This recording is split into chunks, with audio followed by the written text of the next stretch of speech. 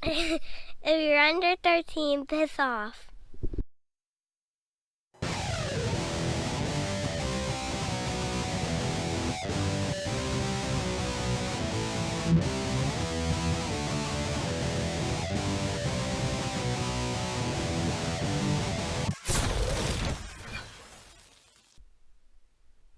Hello YouTube and welcome to another episode of Angry Dave's Adult RC.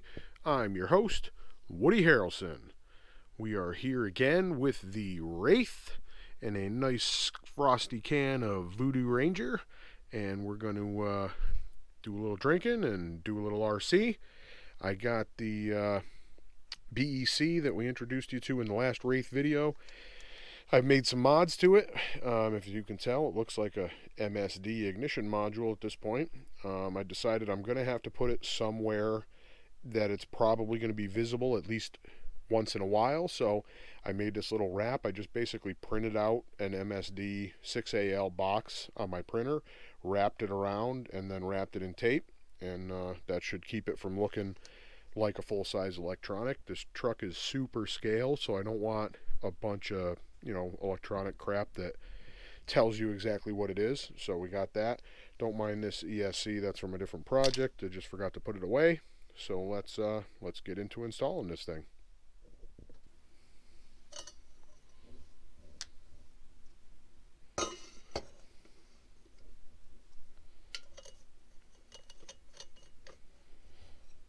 My trusty Matco Tools cozy.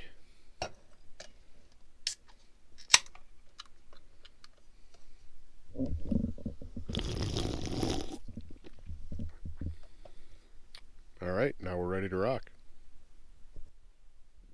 So the way we're going to wire this is these two wires here are normally meant to be piggybacked off the battery, but we're going to put a male end just like this one on there and plug it into the servo outlet, or output, sorry, on the speed control, or actually more accurately into a Y connector that's plugged into the servo output on the speed control. One of those halves of the Y connector are cranked up to 7.4 volts, and that's going to go to the steering servo.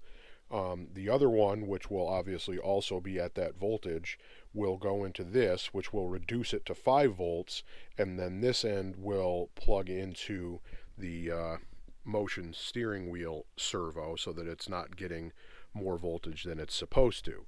The signal wire, where it comes out of the speed control, will get separated and bypass the BEC and then come back into the plug where it plugs into the servo. There it is, all done. So we got a male plug on the input side. Signal wire bypasses the BEC, but the power and ground do not. And then female on the other side, so we can plug the servo straight into it. This theoretically should work. I guess we'll see what happens after we stick it in the truck. So let's get on that part.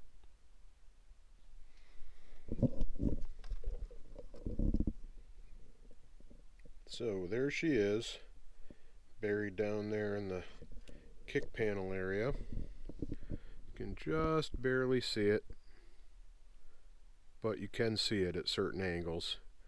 I velcroed it in there, that way if it needs to be removed and replaced, or if it's in my way, it won't be a big pain in the ass with the 3M double-sided sticky shit.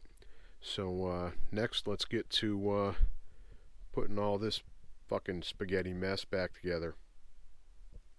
We got everything plugged back in and powered. Just want to make sure everything works before we tuck all these wires in. There's steering. There's steering. Throttle, reverse, no smoke, nothing's hot, rock and roll. Let's tuck all this crap back in.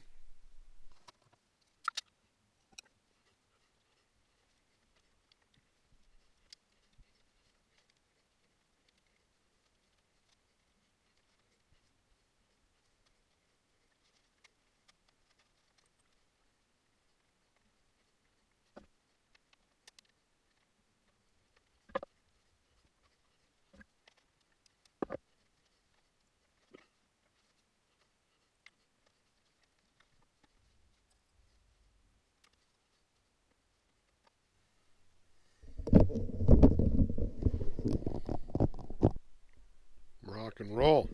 There we go. Got all the wiring tucked back down in there. Hood shuts.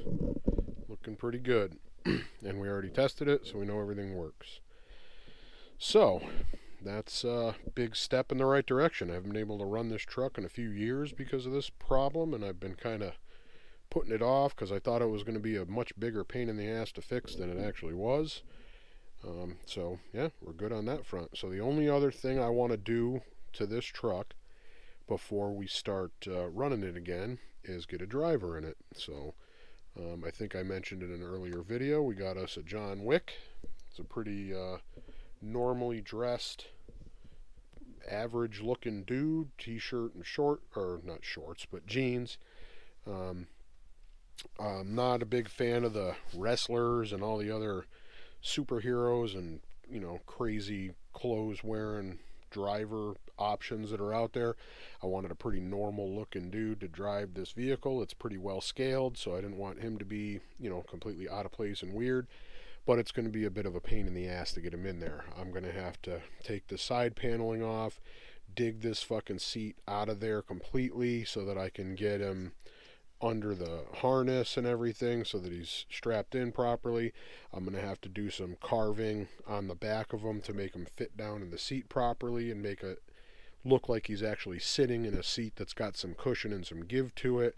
A lot of people just throw drivers that kind of fit in the seat, and they sit up too high and they sit up too far forward and they look kind of goofy even if they're the right size. So I want to make sure he fits in there nice. And I'll also find some way to connect his hand to the motion steering wheel so it looks like he's actually steering the thing. So until next time, we'll get that done. If you like this video, go ahead and drop us a like, leave us a comment, share this video with some friends, and we'll see you next time on Adult RC, where grown-up time is playtime.